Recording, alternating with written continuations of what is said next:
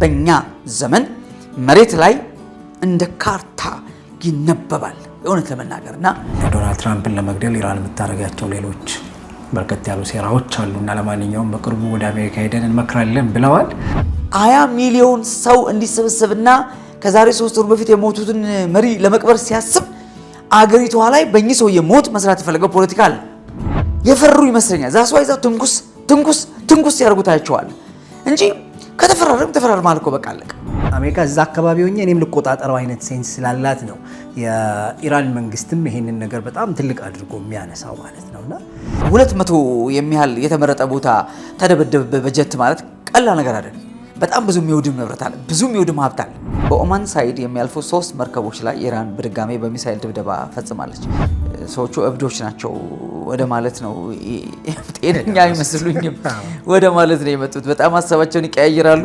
እንግዲህ የዶናልድ ትራምፕ ወደ ስልጣን መምጣት ዓለምን ሌላ ቅርጽ ሌላ መልክ አላስይዘው። ራሽያና ቻይና የጋራ የጦር ልምምድ ጀምረዋል። በጣም ከፍተኛ የሚባል እኔ የምፈራው ኔቶ ጦርነት ውስጥ ገባለሁ ብሏል። በአሁኑ ስብሰባ ላይ ከትራምፕ ጋር ቆማለሁ የሚል አይነት ተስፋ ሰጥቷል። እሱ ከገባ ነገር አለቀ። የወጡ መረጃዎች የሚናገሩት 90 ያህል ቦታዎች በጣም ከፍተኛ የሚባል ጉዳት ደርሶባቸዋል። ራሽያ ዋና ጠላት የምትለው ኔቶ ነው። ዳት ሚንስ አውሮፓ ኢንክሉዲንግ አሜሪካ ወደ ዩክሬን የሚያስገባት ጉዳይ እሱ አሜሪካንን በተለያየ መንገድ የምታስገድድበትና ጫና የምታስጨምረው በዚሁ በሆርሙዝ ጉዳይ። ስለዚህ የሆርሙዝ ጉዳይ እንደው የዝም ብሎ ይተላለፉበት ምናምን ብቻ ሳይሆን ካርዷ ነው ላይ ኢራን። አሁንም እኔ ይህ ስምምነት ፋይናሊ ይፈረማል የሚል ተስፋ የለኝም። ይህንን ፊርማህን ሳይደርቅ እንደገና መልሰ ጦርነት ውስጥ ከገባ ሌላ ነገር የምትፈልገው ነገር አለ ማለት ነው። አየው ተስፋ ያለውም አይመስልም። አሁን እየተዛዛቱ ያሉበት መንገድ በጣም በርካታ ጥፋቶች ደግሞ ገና ምንድነው የመምጣት ተስፋ አላቸው። እንግዲህ ጦርነቱ እንዲበርድ በአንድ በኩል አልፈለጉም ወይ የሚል ጥርጣሬ ያድርብኛል። እኔ እዩ ኑሮው እንዴት የሚቀጥለው ትላለህ። ከዛ ምንም ይጨበጥ ነገር ስታጣ ማለት ልትነሳ ነው ተመልሰ መንግስት ላይ። ግን ቀብሩ በጣም በዓለም አቀፍ ደረጃ በጣም ትልቅ ሽፋን ተሰጥቶት ያለፈ የቀብር ስርዓት ሆኗል። ኢራን ላይ እውነት ለመናገር በጣም ግልጽ ያልሆነና ትርምስምስ ያለ ምስቅልቅል ያለ መያዣ መጨበጫ ያለው ነገር እንዳለ ትረዳለህ። ኤን ፋይናሊ ሰዎች መግዛትም መሸጥም የማይችሉበት ሌቭል ላይ ይመጣሉ። የዛን ጊዜ ብቸኛው የመግዛትና የመሸጥ ሚስጥር ምን ይሆናል ማለት ነው? the number of the beast ይሆናል፣ የአውሬው ቁጥር ይሆናል ማለት ነው።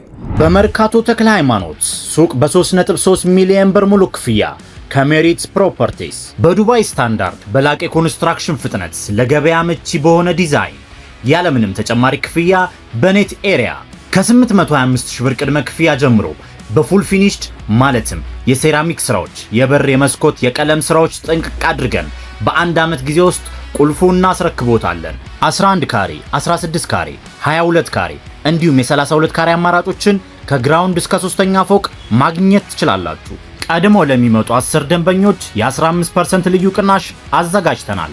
የቀሩን ሱቆች ውስን ስለሆኑ ፈጥነው በ0982 58 7983 ይደውሉልን። ሜሪት ፕሮፐርቲስ። ሰላም ጤና ይስጥልን። የተወደዳችሁ ያሌታ ቤተሰቦች እንዴት አላችሁ? መካከለኛው ምስራቅ እንግዲህ እሳት ድጋሚ ደግሞ ተለኩሶበታል። የነበሩ የድርድር ተስፋዎች ሁሉ መክነዋል። በአሳዛኝ ሁኔታ አሜሪካና ኢራን አሁንም ወደ ለየለት ጦርነት መግባታቸውን በይፋ አረጋግጠዋል። ከዚህ በኋላ ስምምነት የሚባል ነገር የለም እያሉ ነው። ዓለም በስጋት ተወጥሯል። ይሄንንና አሁናዊ ጉዳዮች እናወራቸዋለን። አብራችሁ ሆኑ። ከያሬዶ ጋር ያሬዶ እንዴት ይዟል? ጤና ይስጥልኝ። አይ ተስፋው በቃ ውሃ ተጨመረበት። አዎ ደስ አይልም። በጣም በሁለቱ መካከል ያለው መካረር በእርግጥ በጣም አስፈሪ የነበረው እንደው ቀብራቸው ላይ የአሊ ሀሚኒ ቀብር ላይ የሆነ ነገር ይፈጸም ይሆን ነገር ተብሎ ትንሽ ስጋት አጭሮ ነበረ። ይሁን እንጂ ድርድሮች እንደነበሩ ከዛ በኋላ የወጡ ዜናዎች ተናግረዋል። ማለት ምንም አይነት ጥቃት ላለመፈጸም እስራኤል ልትፈጽም አስባ እንደነበረም የተለያዩ ምንጮች እሱን ሲያነሱ ነበረ። ትልልቅ ሰዎችን ያው ለነገሩ ግዳይ ነገር የሚል ሀሳብ ዶናልድ ትራምፕ ሲያስተላልፉ ነበር በጓሮ በር ነገር በሚመስል መንገድ ማለት።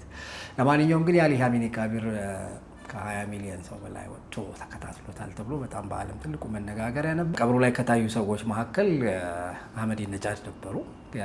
ቀድሞ የኢራን ፕሬዚዳንት ሆነው አገልግለዋል። ያው እስራኤል ከካርታ ላይ መፋቅ አለባት ያሉት ፕሬዚዳንት እሳቸው ናቸው እንደምታስታውሰውና ለማንኛውም ቀብሩ ላይ ሌላ ይጠበቅ የነበረ ነገር እንግዲህ ሙጅተባ ይታይ ይሆን ወይንስ አለ ወይንስ የለም የሚለው ነገር ነበረ። በእርግጥ አለውም የለውም አላለም፣ እስካሁንም አልታየም። ግን ቀብሩ በጣም በዓለም አቀፍ ደረጃ በጣም ትልቅ ሽፋን ተሰጥቶት ያለፈ የቀብር ስርዓት ሆኗል። በቀብሩ ማግስት ግን ለሌሎች ቀብሮች ሁለቱም የተዘጋጁ ይመስላሉ።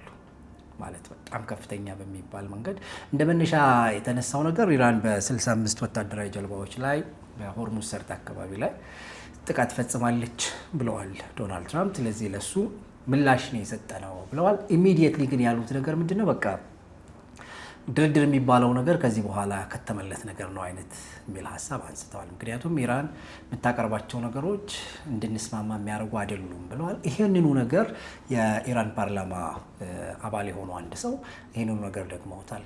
ድርድር የሚባል ነገር አይታሰብም ሲሉ ጉዳዩን አንስተዋል። ስለዚህ በዛ ጉዳይ ላይ ተነስተው እንግዲህ ሁለቱም እየተሰናዘሩ ያለው ነገር አለ። አሜሪካንን ቀጥታ አታገኝም ኢራን ካላት ርቀት ጋር ተያይዞ።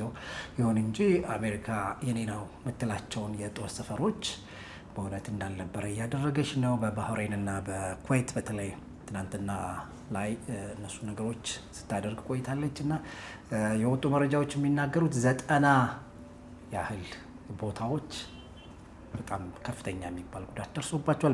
በባህሬን የአሜሪካ የነዳጅ ማከማቻ የሆነ ቦታ በጣም በከፍተኛ ሁኔታ ውድመት እንደደረሰበት ተነግሯል።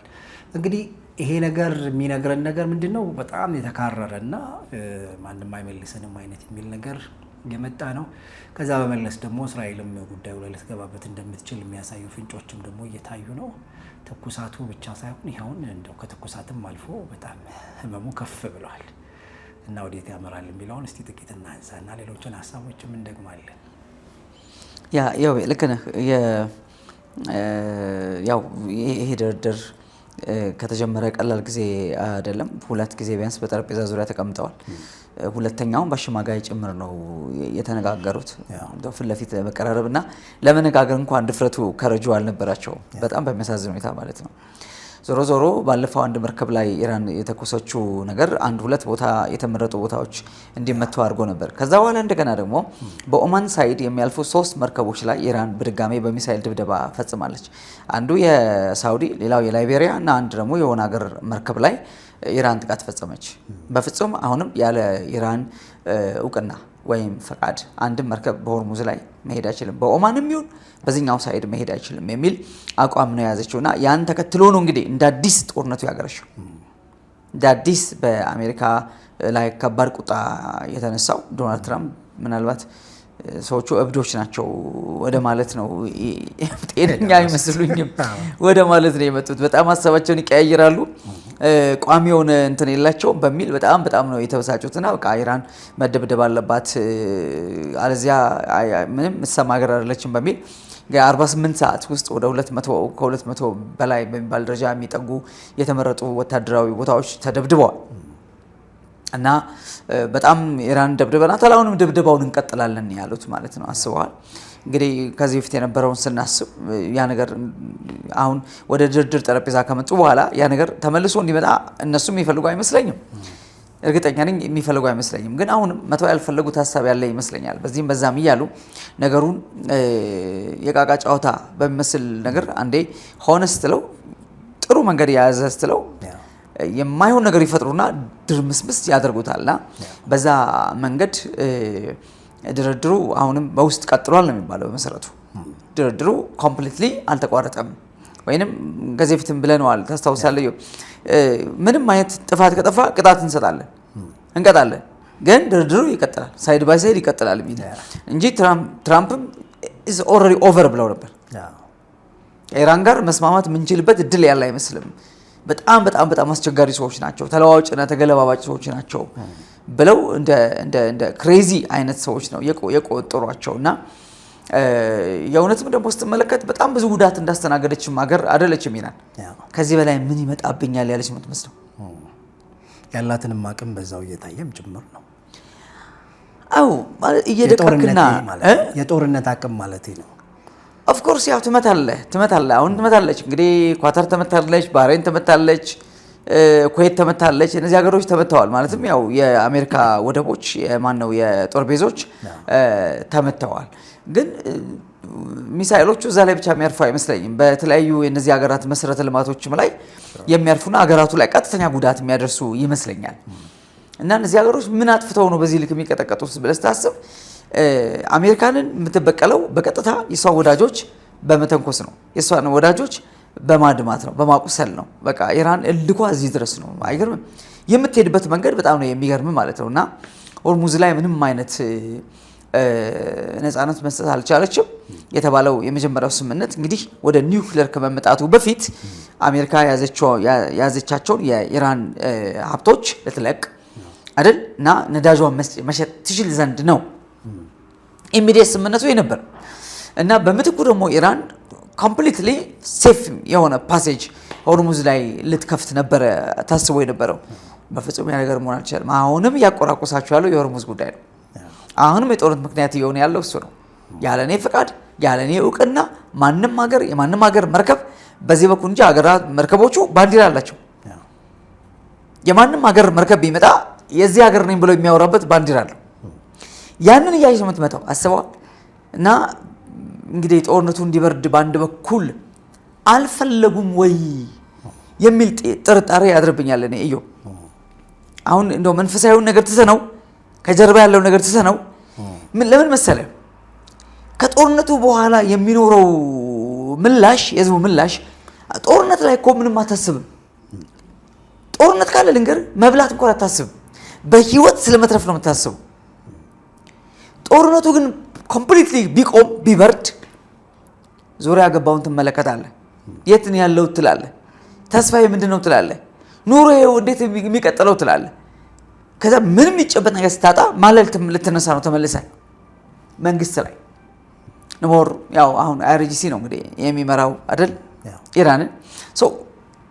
ይሄ ወታደራዊ ኃይል ኢራን አሁን በገባችበት ቀውስ ከዚህ ፈጥና እንድትወጣ የፈለገው ሁሉ አይመስለኝም ሳስበው ነው። አሁን ሉዓላዊነት፣ ክብር፣ ጥቅም ብዙ ነገር ይባላል። እነዚህ የተለመዱ ነገሮች ናቸው። ግን ከጦርነቱ በኋላ ሊመጣባቸው የሚችለውን ጦስ የፈሩ ይመስለኛል። ዛስዋይዛ ትንኩስ ያርጉታቸዋል እንጂ ከተፈራረም ማለት ነው በቃ አለቀ። በቃ የማንኛውም ሀገር መርከብ ከጦርነት በፊት ወደ ነበረበት ቦታ ተመልሶ በነፃነት እየወጣ እየገባ ነዳጅ እየጫረ ቀረጥ የለም ቁጥጥር የለም ተብሏል። እሺ ተብሎ ተፈራርመዋል። ምንድነው ያለኔ ቁጥጥር ብላ አሁን መምታት ምንድነው መደብደብ ምንድነው? በእርግጥ የአሜሪካም እኮ እንትን አንደኛው ምንድነው ተጽዕኖዋ እዛ አካባቢ ላይ ያለውን ነገር ሰምሃው ትልቀቅ ብቻም ሳይሆን ልቆጣጠረውም አይነት ሴንስ እኮ አላት አሜሪካን ብትሆን ማለት ነው። በትልቁ ኢራናውያንን እያስቆጣ ያለው ነገር በተለይ በወታደራዊ መሪነቱ የሚደረገው ርብርቦች ምንድነው ጀስት የሉዓላዊነት የሚለው ሀሳብ ላይ አሜሪካ እንደው ዝም ብለው ይለቀቅ ምናምን አይነት ነገር የምትላቸው ነገሮች ሰምሃው የእሷ እጅ ያለበት ነው። የኢራናውያን ስጋት እና ጦርነት ምንድነው ለመሰበቅ ጉዳዮቹን ምናምን የሚያረጉበት ምክንያት እሱ አንዱ ትልቅ ጉዳይ ይመስለኛል። ምክንያቱም ትዝ ካለህ ከዚህ በፊት አሜሪካ የሆርሙዝን ጉዳይ ስታነሳ ሆርሙዝን እንትና አድርገው ምናምን ብቻም ሳይሆን ማለት ከኢራን እጅም ኦልሞስት ወጥቶ በቃ የሁሉም አይነት ይሁን አይነት የሚሉ ሀሳቦች አለ። እሷ ማነች ይሄንን ነገር እንትን የምትለው የሉዓላዊነት ነው ብለው የሚያነሱት ሀሳብ አሜሪካም ጀስት እንደማንኛውም ነገር ይሁን ብቻ ሳይሆን እኔ ልቆጣጠረው አይነት የሚል ቴንደንሲ አላቸው። ስለዚህ ዛት አሁን እኮ እንግዲህ 65ቱ መርከቦች ጋር ተያይዞ የተነሳው ነገር የአሜሪካ መርከቦች ነበሩ ነው። ስለዚህ አሁን እነሱን መደረግ የተፈለገበት አሜሪካ እዛ አካባቢ ሆኜ እኔም ልቆጣጠረው አይነት ሴንስ ስላላት ነው የኢራን መንግስትም ይሄንን ነገር በጣም ትልቅ አድርጎ የሚያነሳው ማለት ነውና ስለዚህ የኢራንን ትልቁ ጉዳይ ሆርሙዝ ዓለምን መቆጣጠሪያ መንገዷ እንደሆነ ታውቃለች። ምክንያቱም መተንፈሻችን እሱ ነው። ግማሹ ሳንባችን ወደዛ ሳይሆን አይቀርም ይሁላችን ማለት ነውና ምክንያቱም የነዳጁ ጉዳይ አብዛኛው የሚመጣው በዛ መንገድ ስለሆነ አሁን ሀገራት የተለያዩ መስመሮችን እየፈለጉ እንዳለ ሆኖ ግን እንደው ቢፈልጉም በአጭር ጊዜ ውስጥ የነበረውን ያንን ያህል አቅም በሌሎች የወደብ አማራጮች ሊያመጡ እንደማይችሉ ይታወቃል። ስለዚህ ኢራን የሆነ ነገር ሲሆን ምክንያቱም መጫወቻ ካርዷ ነው ለኢራንም ቢሆን የሉዓላዊነት ብቻ ሳይሆን አሜሪካንን በተለያየ መንገድ የምታስገድድበትና ጫና የምታስጨምረው በዚሁ በሆርሙዝ ጉዳይ። ስለዚህ የሆርሙዝ ጉዳይ እንደው የዝም ብሎ ይተላለፉበት ምናምን ብቻ ሳይሆን ካርዷ ነው ለኢራን ማለት ዶናልድ ትራምፕም አያርፉም። የሆነ ጊዜ እሱ የዓለም ነው የኛም ሊሆን ይችላል ምናምን ይላሉ እንደምታውቀው እሳቸውም። ስለዚህ እነዚህ ነገሮች ኢራናውያንን በጣም ነው የሚያስቆጣቸው። ስለዚህ እንደው እንትን ልንል የምንችለው ነው ወይ ብዬ ነው ማለት በቃ እንደው የሉዓላዊነት ምናምን ጥያቄ ወይም መጫወቻ ካርዷ ብቻ ስለሆነ ሳይሆን የዓለም ፖለቲካ የሚዘወርበትስ ቦታ አይደለም ወይ አሁን ባለው ሁኔታ። ስለዚህ ኢራን እሱን አይ በቃ ምናምን ብትል ሌሎች የመደራደሪያ ፖይንቶቿን ልታገኝስ ትችላለች ወይ? እሱ እንዴት ታስበዋል? ምንድነው መሰለ አሁን እኔ የማስበው ነገር ምንድነው የሚመራ ስምምነት ነው የፈረምከው ስምምነት እንደ ሀገር የፈረምከው ስምምነት አምነበት ነው ለሀገር ይጠቅማል ለህዝብ ይጠቅማል ሉዓላዊነቴን ያስጠብቃል ደህንነቴን ያስጠብቃል ብለህ ነው የምትፈርመው አንድ ፊርማ። ሜሞራንደም ኦፍ አንደርስታንዲንግ ሲፈረም ይሄ ነገር እዛ ውስጥ ተካቷል። በቀጣዮቹ 2 ወራት ላይ እስከ የኒውክሌር ጉዳይ ጫፍ ድረስ በሂደት በምክክር እየሄደ ፋይናሌ እንዴት ኒውትራላይዝ ይደረጋል ይሄ ዩራኒየሙ ወደሚለው ፖይንት ላይ ለመምጣት ነው። ከሱ አልተጀመረም። እሱ መጨረሻ መዝጊያው ነው። ወደ 460 ኪሎ ግራም የሚጠጋው በከፍተኛ ደረጃ የበለጸገው ዩራኒየም እንዴት አድርጎ ይወገድ ወደሚለው ትመጣለህ። አሁን ግን ዓለም ላይ የተፈጠረውን የነዳጅ ቀውስ በሆርሙዝ መዘጋት ምክንያት እሱ ማርገብና ዓለም ላይ የተፈጠረውን ጫና ማብረድ ነው። በዛ ምትክ ኢራን ፍሪዝ የተደረገባት ከ500 ቢሊዮን ዶላር በላይ በተለያየ ባንኮች የተያዙ ገንዘቦች ምናምኖች አሉ። እነዚህ በአሜሪካም የተያዙ ሌላም ባንኮች ላይ የተያዙ ገንዘቦች እንዲለቀቁላት አጌን ደግሞ የነዳጇን መሸጥ እንድትችል ኢቭን በአሜሪካ ገበያ መሸጥ እንድትችል ይሄ ቀላል ኦፖርቹኒቲ አይደለም። ይሄ እንግዲህ የድርድሩ አንድ ማሳያ ነው። ይሄ ነገር ተጀመረ ገባ። ስለዚህ አንተ ሜድ ያለብህ በድርድሩ መሰረት ሜድ ያለብህ ሉዓላዊነቴን ይነካል ካልክ መጀመሪያውን አትፈርምም። ጥቅሜን አያስጠብቅም ካልክ መጀመሪያውን አትፈርምም። ሀሳብ መቀየር ነው የሚባለው። ይሄ ማለት ድርድሩ ፋይናላይዝ እንዳይደረግ ወደ ፍጻሜ እንዳይመጣ ቢመጣ ግን እንደሚጎዳ አምናሃል ማለት ነው። በመሃል ላይ ተረብሸዋለህ ማለት ነው። መረበሽ ደግሞ መልሶ ማን ነው የሚጎዳው? አንተ ራስህ የሚጎዳው። አሜሪካ እንደ ጎበዝ አለቃ ጀቶቿ አለቃ ትቀጠቅጣለች። እዚህ ማታገኛቸው ንብረቶች ይወድማሉ፣ ሰው ይወድማል፣ አገር ይወድማል። ይሄ ሽንፈት ነው፣ ክብር አይደለም ይሄ ለማንም። እና ለምንድን ነው በሆርሙዝ ላይ የሚተላለፉት መርከቦች ሰላማዊ በሆነ መንገድ ይንቀሳቀሱ ኢቭን ያለ ቀረጥ ያለ ቁጥጥር መጀመሪያ እንደነበረው ተብሎ ከተፈረመ በኋላ ይህንን ፊርማን ሳይደርቅ እንደገና መልሰ ጦርነት ውስጥ ከገባ ሌላ ነገር የምትፈልገው ነገር አለ ማለት ነው። አየው፣ ሌላ የምትፈልገው ነገር አለ ማለት ጦርነቱ እንዲቀጥል ፈልግሃል፣ እንዳይበርድ ፈልግሃል። በሌላ ቋንቋ የራስን ህዝብ በሆነ ስሜት ላይ ሰቅዘም ያስፈልግሃል ማለት ነው። ከዚህ ከጦርነት አዚም እንዲያወጣ ፈልግሃል ማለት ነው። አይ ዶንት ኖ፣ ይሄ ጤናማ አስተሳሰብ አይደለም። አሁን ግምቴ ነው ማስቀምጠው ነው እንጂ አይአርጂሲ ይሄን ነገር ይፈልገዋል እያልኩኝ በማስረጃ በመረጃ እያወራው አይደለም። ግን ከተፈራረምክ በኋላ በቀጣዮቹ 2 ወራት ላይ ሙሉ በሙሉ እንስማማለን። አሁን ስምምነቱ መጀመሪያ ፌዝ ይሄ ነው። ሆርሙዝ ይለቀቃል፣ ነፃ እንቅስቃሴ ይፈጠራል። ቀጥሎ ደግሞ እኛ ይሄን እናደርጋለን ተብለው ተስማሙ። ከዛ ወደሚቀጥለው ስብሰባ ለመሄድ ሲባል አንድ መርከብ መታች። አንድ የሚያልፍ መርከብ መታችና ያለኔ ፈቃድ ብላ አሜሪካ ሄዳ ደበደበች። ከዛ ኳታር በነበረው ስምምነት ላይ ኖ እኛው ፊት ለፊት ከእናንተ ጋር መቀመጥ አንፈልግም ብለው ባሸማጋይ እዛ ክፍል ሆኖ አይነት መሰለኝ እንግዲህ እንዴት እንዳደረጉት አላውቅም። ባሸማጋይ ሲነጋገሩ ቆዩ። እሺ ቀጠለ። እሱ አስበዋል። አሁን ደግሞ ያ ነገር ካለቀ በኋላ በጥሩ ሄደ ነው ምናምን ተባለ። ከዛ ደግሞ እንደገና መርከቦችን መደብደብ ጀመረች። አሁንም በፍጹም በሆርሙዝ ላይ ያለኔ ፈቃድ ምናምን እያለች ምንድን ነው ትላለህ? ይህን ነገር ሪሊ አሁን ሆርሙዝ ነው ጉዳዩ ነው? ሌላ ነገር ከጀርባው አለ? ሌላ ኢራን የምትፈልገው ነገር አለ ብለህ የምታስበው ነገር ያለ ይመስለኛል። ለምን አሜሪካ ኢቭን አሁን የተለያዩ ቦታዎች ላይ የፈነዱ ፍንዳታዎች አሉ፣ በጣም ከባድ ፍንዳታዎች እና አሜሪካ እጅ የለበትም ብላለች፣ እስራኤልም እጅ የለበትም ብላለች። and then who is that guy who is that person who is that body ያን ነገር ያደረገው ማን ነው? ከባድ ፍንዳታዎች ነው ማለት በጣም ከባድ ፍንዳታዎች ተከስተዋልና በፍጹም አሜሪካ not responsible እስራኤልም እኔ አላቅም ብላለች።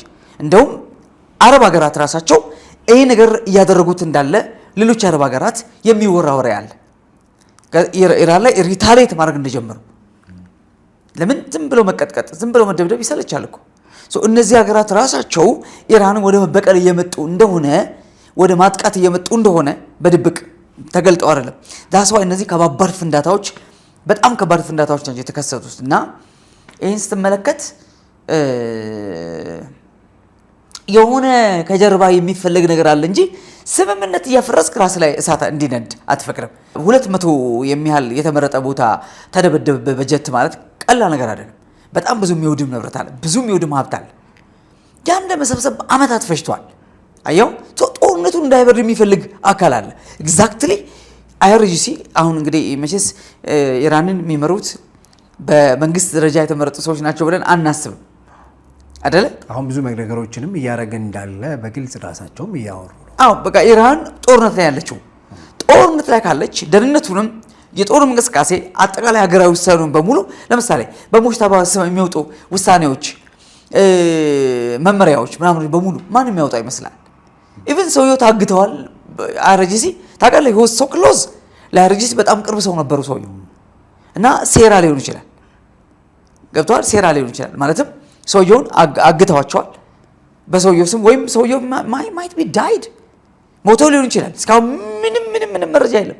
በስማቸው ሲወጣ ከምታየው ከምትሰማው ነገር ውጪ ምንም ነገር የለም። አሁን ቅድም አንተ እንዳልከው ለምሳሌ በካሚኒ ቀብር ላይ እስራኤልም ይሁን አሜሪካ ምንም አይነት ትንኮሳ እንዳያደርጉ ወይም ጥቃት እንዳይፈጽሙ ስምምነት ተደርጎ ከነበረ ሰውየው በህይወት ካሉ አባታቸው ቀብር ላይ ለምን አልተገኙም? እንበል እግራቸው ተቆርጧል። እሺ በድጋፍም በለው በምንም በለው በመኪናም በለው ለምን አልታዩም? በዚህ አጋጣሚ ካልታየ መቼ ነው የምታዩሽ? ከዚህ በላይ የሚበልጥ ኢንሲደንስ ምን አለ? አይአርጂሲ 20 ሚሊዮን ሰው እንዲሰበሰብና ከዛሬ 3 ወር በፊት የሞቱትን መሪ ለመቅበር ሲያስብ አገሪቷ ላይ በእኚህ ሰውዬ ሞት መስራት የፈለገው ፖለቲካ አለ። ዋረፖ ዘ ሰክሰሰር ገባ ልጃቸውስ በህይወት አለ የለም? ኦፊሻሊ የተሾመ ሰው ነው። የመጀመሪያው ቀን ነው ጥቃት የደረሰበት። ከዛ በኋላ ሰውዬው ታይቶ ተሰምቶ አይጣውም።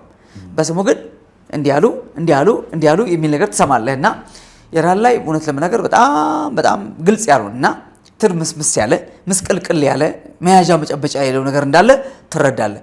ፖለቲካውና ይሄ ወታደሩ ተለያይቶ ነው ያለው። ወታደራዊ ኃይል ያው መሳሪያ የታጠቀ ነው። የአገሪቷን ሚሳኤል የሚያንቀሳቅሰው እሱ ነው። አየህ በፊት ካሚኒ ነበሩ የሚፈርሙት የሉም ሰውየው። አሁን ሰውየው በሳቸው ምትክ ያለው ልጃቸው ይኑር አይኑር አይታወቅም። ናው who is responsible አይአርጂሲ ነው ሁሉ ነገር የሚያደርገው ኦብቪየስ የታወቀ ነገር ነውና እንደ ወታደር እነሱ አገሪቷን ሲመሩ በወታደር ሜንታሊቲ የሚመሩት ይሄ ማለት ሁሉ ጊዜ የበላይነትን መያዝ አለመሸነፍን ማረጋገጥ በተለይ ለህዝብ ዶናልድ ትራምፕ አንድ ነገር ሲናገሩ ወጥተው ይናገራሉ። ግን እዚህ ጋር የሚናገሩት ለማን ናቸው? አይአርጂሲ ይናገራል አይናገርም። ፖለቲከኞቹ ናቸው ወጥተው የሚያወሩት።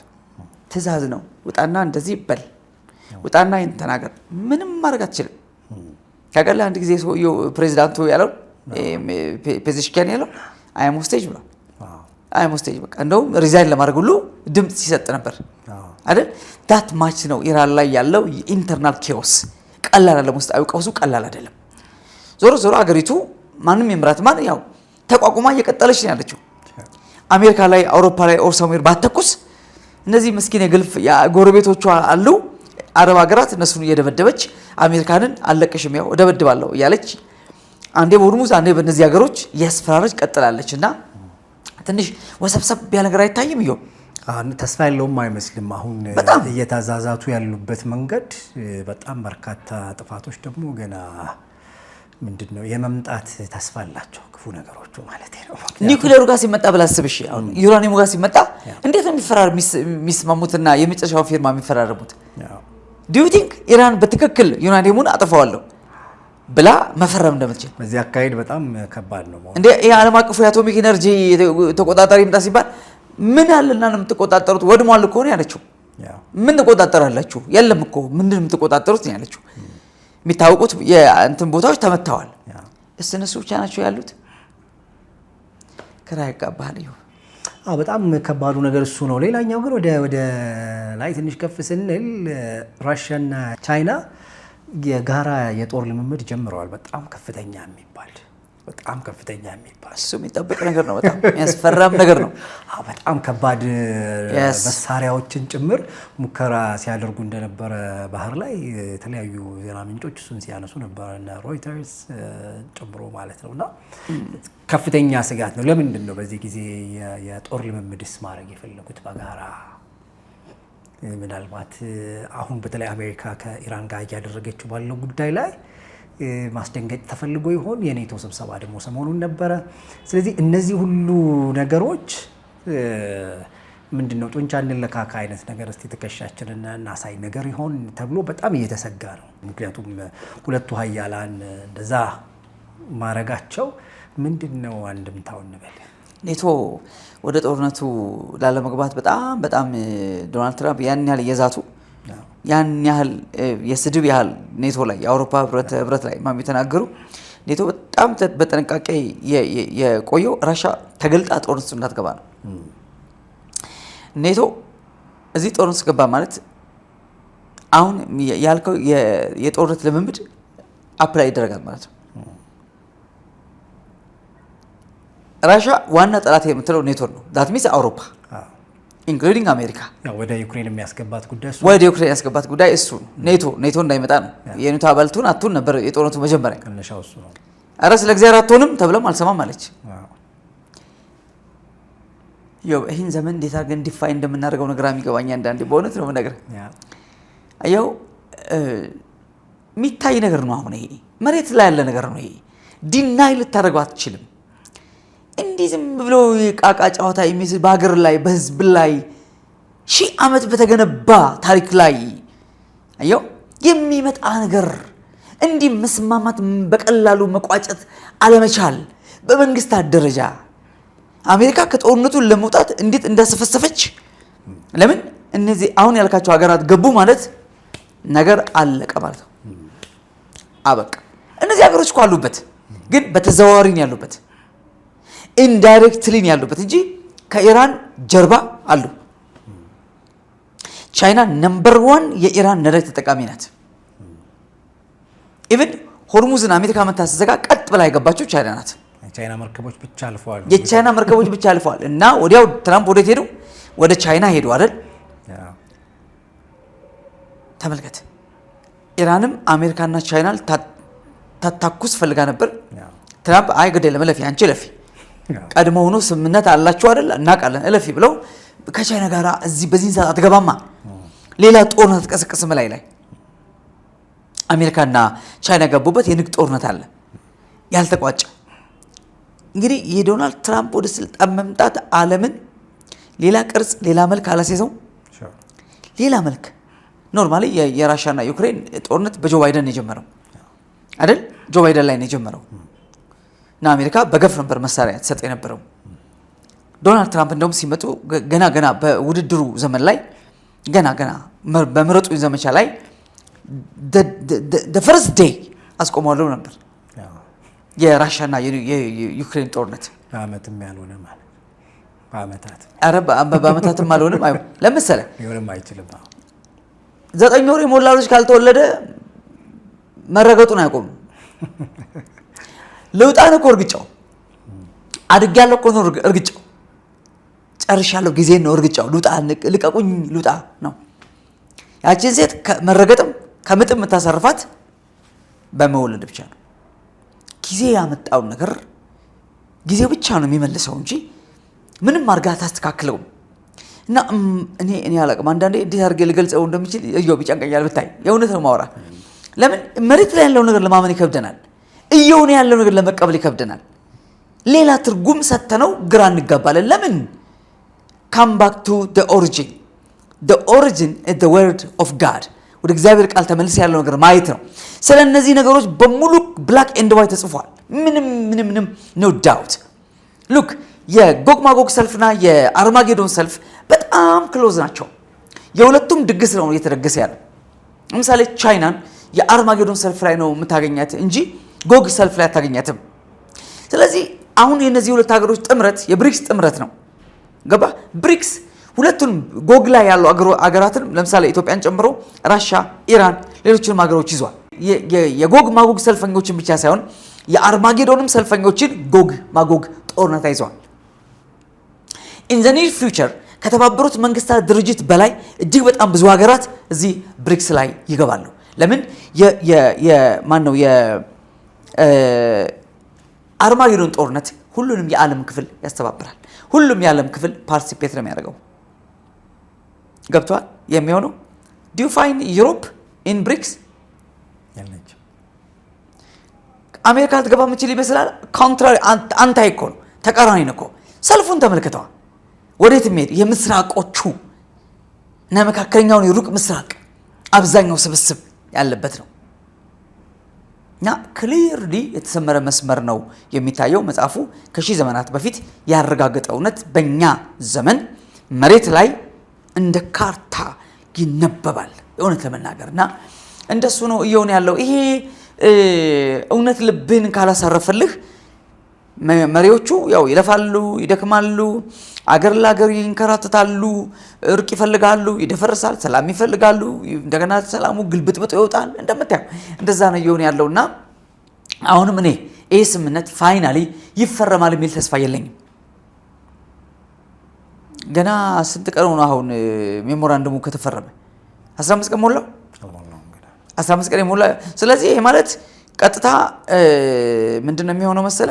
አንድ ወር ከ15 ቀን ያለው ጊዜ ሌላ ጦርነት የሚቀሰቀስበት ነው የሚሆነው እና አሁን በአሜሪካና ኢራን ማለት የጀመረው ነገር እስራኤል ተቀላቀለበትና በተለይ የአየሩን ክልል ታውቃለህ። ኢራን ብዙ የአየር ኤር ዲፌንሷ በጣም የደከመ ነው። እሱ ላይ ያለ ከልካይ ነው ገብተው እስራኤልም የአሜሪካም ጀቶች ደብድበው የሚወጡት ኢራን ላይ ምንም ከልካይ የላቸውም። ሌሎችን ሀገሮች እንኳን ኢራን እነዚህ የአረብ ሀገራት የምትመታው ከቻይና በምታገኛቸው የሳተላይት መረጃዎች እንደሆነ ይታወቃልና እስራኤል ተቀላቀል እንደምትችል ይታወቃል። ይህን ጦርነት እንደዛ ከሆነ ጦርነቱ እንደ አዲስ ነው የሚጀመረው። ያ ከሆነ በተለይ እኔ የምፈራው ኔቶ ጦርነት ውስጥ ገባለሁ ብሏል። በአሁኑ ስብሰባ ላይ ከትራምፕ ጋር ቆማለሁ የሚል አይነት ተስፋ ሰጥቷል። እሱ ከገባ ነገር አለቀ የሚባለው አባባል አለ። እንደሱ ነው የሚሆነው። የሚያስፈራ ነገር ነው የሚሆነውና እንግዲህ እንደዚህ እንዳሁን እንጸልይ ነው። እንግዲህ ሌላኛው ሪፖርታችን ላይ የምንሰማቸው ነገሮች ምንድን ናቸው?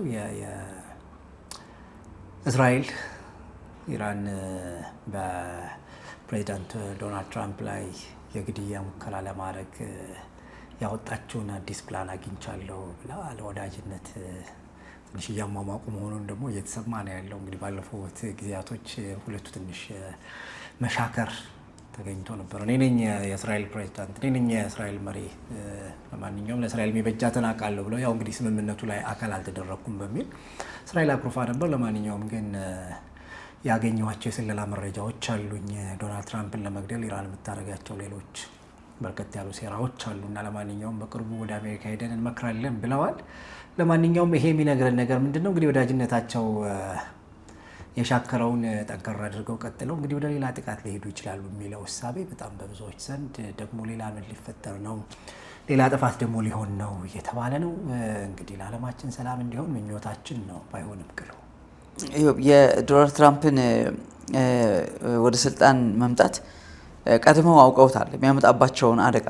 አሁን የመጣው መዘዝ በሙሉ በትራምፕ የመጣ ነው፣ በተለይ ኢራን ማለት ነው። ከዚህ አንጻር ገና ከምርጫው ጊዜ ጀምሮ ታስታውሳለህ 3 የግድያ ሙከራ ነው የተደረገው እና ያው እንግዲህ ሰውየው ተአምራዊ በሚባል መንገድ ጆሮአቸውን ጨርፎ ከሄደው ጊዜ ጀምሮ ተአምራዊ በሚባል መንገድ አመልጠው አሉ። አሁንም ግን የመስማት ችግር ሳያስከትልባቸው ማንንም አልሰማም እያሉ ነውና አይሰው ትራምፕ ምንም ጥቃት የሆነ ብዬ ነው እንደው ጫፏን እኮ ትንሽ አድምታ ነው ሄደችውና እሷ ታምቡሩን ነክቶት የሆነ እንደው አልሰማም ቢያንስ ድምፁ ሲያልፍ የሆነ ነገር አፕ እናድርጎ ሊሆን ይችላል።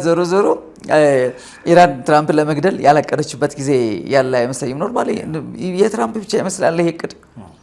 ቻይና ይህን ያህል ከፍተኛ በርግጥ ቻይና እንኳን ችግር የለባትም፣ ጫወታውን ታውቅበታለች። ማለት ያው አሜሪካ እንትን ላይ ምርት ላይ መጨመር ነው እኮ መጨመር ሲጨምርብህ መጨመር ነው። አሁን እኛ ሀገር ነጋዴ ምን ያሳስበዋል? ነዳጅ ጨመረ፣ ሸቀጥ ጨመረ እና ዋጋ ይጨምራል። ተጠቃሚው ላይ ነው ጉዳዩ መጥቶ በቃ ሎዱ ያለው ታች ያለው ተጠቃሚ ላይ ነው እንጂ ነጋዴ ዋጋ ጨመረ ብሎ የሚያንገበግበው ምንም ነገር የለም። እቃው ይመጣለታል፣ የገባበት ነው ይላል። የዛሬ ዓመትም ባስገባበት አይደለም የሚሸጠው በገባበት ነው ብሎ አሁን በገባበት ብሎ ሌላ ዋጋ ይነግራል። በቃ ሁሉም እቃ ጨምሯል፣ ሁሉም ነገር ጨምሯል። ያልጨመረ ነገር የለም። መጨመሩ የሚቀጥል ነው። ይሄ ፕላንድ ኤንድ ፕሮግራም ሆኖ የሚሰራ ፕሮጀክት ነው እንጂ የኢትዮጵያ ጉዳይ ብቻ አይደለም። የኑሮ ውድነት መጨመር ምናምን እኛ ሀገር ላይ ብቻ ያለ ጉዳይ አይመስልም። ዓለም አቀፍ ነገር ነው፣ የሚጠበቅም ነው።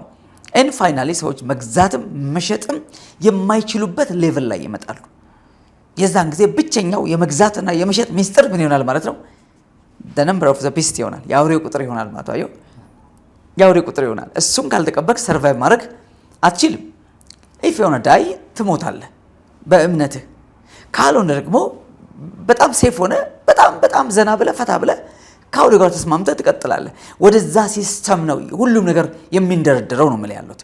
ወደዛ ሲስተም ስለምንገባ ከዚህ በኋላ የመግዛትና የመሸጥ አቅም እያነሰ ነው የሚሄደው። በምንም መንገድ ብትማርም የመቀጠር አቅም እያነሰ ነው የሚሄደው። ብታመርትም የሚሸጥ አቅም እያነሰ ነው የሚሄደው። ይሄ ኦል ኦቨር ዘ ወርልድ የሚሰራበት ሲስተም ነውና የሆነ ነገር ይከፍቱላ፣ በዛ በር ትገባለህ። ዓለም በሙሉ በሰልፍ ይገባል። በቃ ገብቷል እንጂ ድንገት ሀፕን የሚያደርግ ነገር አይደለም። ሆርሙዝ እንዳይከፈት ሲፈለግ እንዳይከፈት የሚፈልግበት ምክንያት ይኖራል።